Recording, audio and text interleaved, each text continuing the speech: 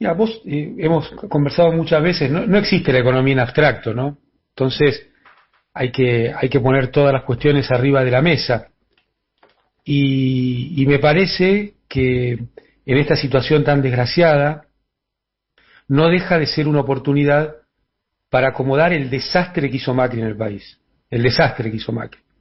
Y muy en concreto, el desastre que hizo en la relación entre las variaciones de las tarifas, las variaciones de los salarios, las jubilaciones, los precios, el tipo de cambio con sus devaluaciones. Es decir, el gobierno de Alberto Fernández arranca con una tarea muy pesada, muy pesada. Y en el medio le viene la situación de la pandemia, que yo creo que el presidente desde el primer día le puso el cuerpo como nadie, y un tema muy difícil, que todos sabemos que sale mal. Bueno, él puso todo te diría, hasta prestigio político para llevar adelante esa situación y hacerse cargo. Ahora, me parece que en términos de lo que planteó el presidente en la campaña, en la elección y cada vez que habla, que dice que los salarios tienen que ir por arriba de la inflación, esto no está sucediendo, y lo que queda claro que no es el sentido político, porque el presidente lo dice clarito. Acá lo que está fallando son las herramientas, entre comillas, técnicas, o lo que se está haciendo el Ministerio de Economía, si querés. Y ahí tenemos varias situaciones, ¿no? El ministro dice, la inflación es un fenómeno multicausal. Bueno, pero no estamos escribiendo un paper sobre economía. Digamos cuáles son las causas y enfrentémoslas. Porque está claro que no son las que Macri decía, ¿no es cierto? ¿Se acuerdan que Macri dijo, yo asumo y se acabó la inflación? Bueno, eso no sucedió. Ahora, nos dejó un fenómeno muy, muy jodido y que me parece hoy no se está acometiendo en la forma necesaria. O la cuestión de qué es lo que va y lo que no va al dólar. Nadie puede pensar que al dólar, el movimiento del dólar lo haría el IFE, como se dijo, y sí podemos pensar que el movimiento del dólar lo hace quienes a la vez hacen la inflación y tienen ingresos concentrados. Aclaremos que lo que estás diciendo es que Guzmán piensa que no tiene que dar el IFE porque eso se va al dólar. Exactamente. Y bueno, nosotros pensamos que no. Pero por supuesto que hoy la situación, agregale la pandemia, pero aunque no hubiera pandemia, vos necesitas recrear el mercado interno. Y eso, las dos puntas del mercado interno, porque Macri también destruyó a las empresarias y los empresarios, a los comerciantes y las comerciantes. Vos tenés niveles de tasa de interés que son insoportables para un sistema productivo. Insoportables. Entonces, tanto desde el punto de vista de la generación de ingresos de la población, ¿dónde está el rol del Estado hoy ahí? No se está viendo, porque justamente nosotros estamos teniendo un trimestre en el cual la situación fiscal es la menos deficitaria, te diría, de los últimos 6 años, tal vez. En pandemia, que como vos bien señalabas, el presupuesto fue confeccionado antes de la pandemia. O sea, tenemos menos déficit que Macri. Claro. O sea, estamos siendo más rígidos. Este tema ya lo he tocado porque la cuestión del superávit del déficit fiscal no es una bandera, es una herramienta. Los objetivos son el crecimiento con equidad, o la equidad y el crecimiento, o el amor y la igualdad. Los economistas tienden a enamorarse mucho de las herramientas. Y entonces entras en una dialéctica de discusiones que nadie te termina explicando qué país del mundo creció con superávit fiscal. Nadie te lo termina. O qué país del mundo salió de una situación difícil económica con superávit fiscal. Más bien los ejemplos históricos son todo lo contrario, ¿no? Así es. Ahora, también está la discusión sobre en qué gastar, ¿no? Y ahí se armó un poquito la discusión de Guzmán yo diría con Cristina directamente, sobre el nivel de las tarifas, ¿no? Si se pueden seguir subiendo las tarifas o si es un gasto que hoy la sociedad no podría tolerar. Yo creo que en Argentina hay dos canaletas. ¿Viste que les gustaba hablar de canaletas? Sí. Cuando salió la UH. Sí. Bueno, en Argentina está la canaleta de las tarifas de los servicios públicos y la canaleta de la tasa de interés. Se han convertido en mecanismos de extracción de valor de la sociedad. Uno estudiaba en los libros de texto que el sistema de precios ayudaba a generar valor. Bueno, lamentablemente el sistema de precios, sobre todo en las cuestiones oligopólicas o monopólicas, se han convertido en mecanismos de extracción de valor de las sociedades. Y eso es lo que Macri ha profundizado. Vos fijate que son los dos temas, la tasa de interés y los servicios públicos, porque en Argentina Arcor con Macri no pudo ganar plata, pero sí las empresas de servicios públicos se forraron, ¿no? Vos tenías una acción de Pampa, por ejemplo, en épocas del kirchnerismo, la cotización en Wall Street nunca pasó los $10. Bueno, llegó a valer $67 esa acción en Wall Street. Ahora, ¿alguien piensa que estaba generando valor o que estaba extrayendo valor? ¿Cuál es el rol de ese sistema de valorización para las sociedades? Para no dejarlo inconcluso, Roberto, perdóname. Sí, dale. No pueden subir las tarifas, no pueden, no es razonable, no ha tenido ningún correlato durante los 4 años de Macri con los salarios y realmente se ha convertido en un mecanismo nefasto para la vida de las argentinas y los argentinos, pero también para quienes producen en Argentina. También para quienes producen en Argentina. Entonces ahí no puede ser un monopolio natural. Ahí tenés una transferencia de recursos.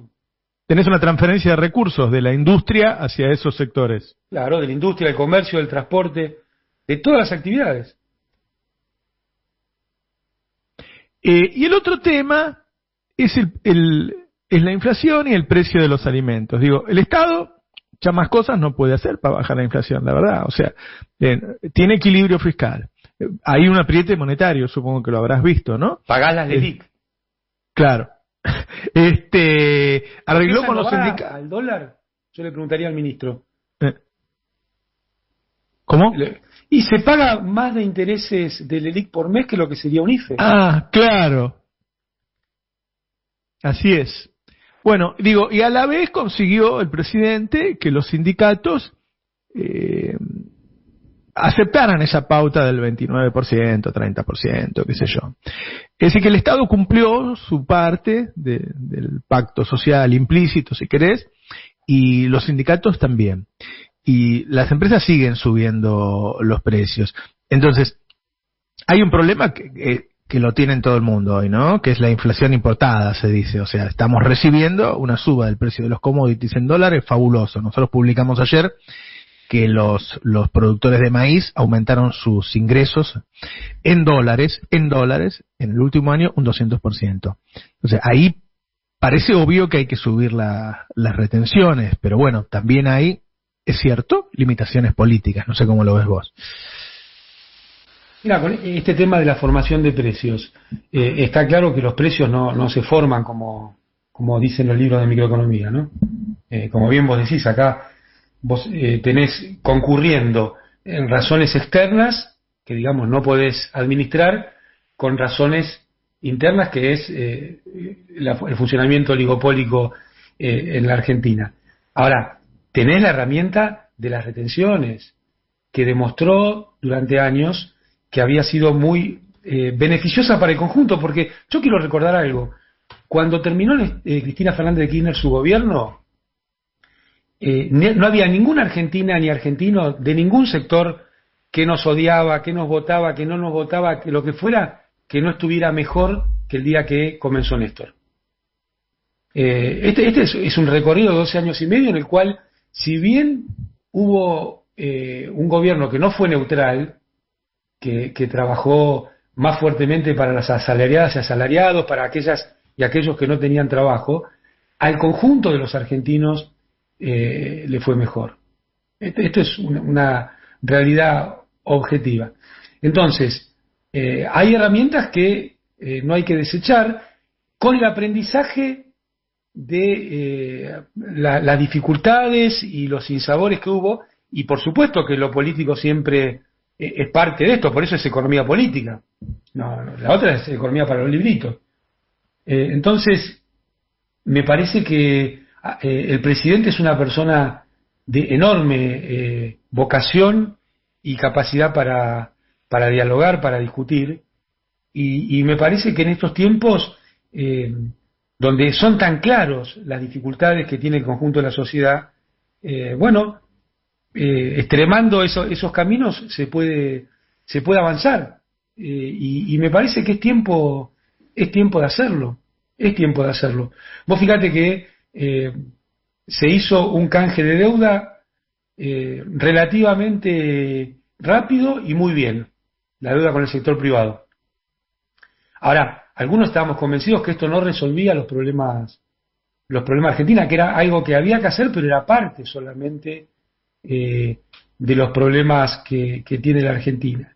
Y hoy, la situación de pandemia te pone en blanco sobre negro gran parte de estas dificultades, por ejemplo, de concentración económica, por ejemplo, de inflación de la cadena de valor, te diría, ¿no? Donde hay distintos sectores que van haciendo de cuello de botella, porque si no, no tiene lógica que a alguien no le alcance el precio para sacar las manzanas en el valle de Río Negro y los trabajadores y trabajadoras de la Ciudad de Buenos Aires no pueden pagar el precio de esas manzanas en la Ciudad de Buenos Aires.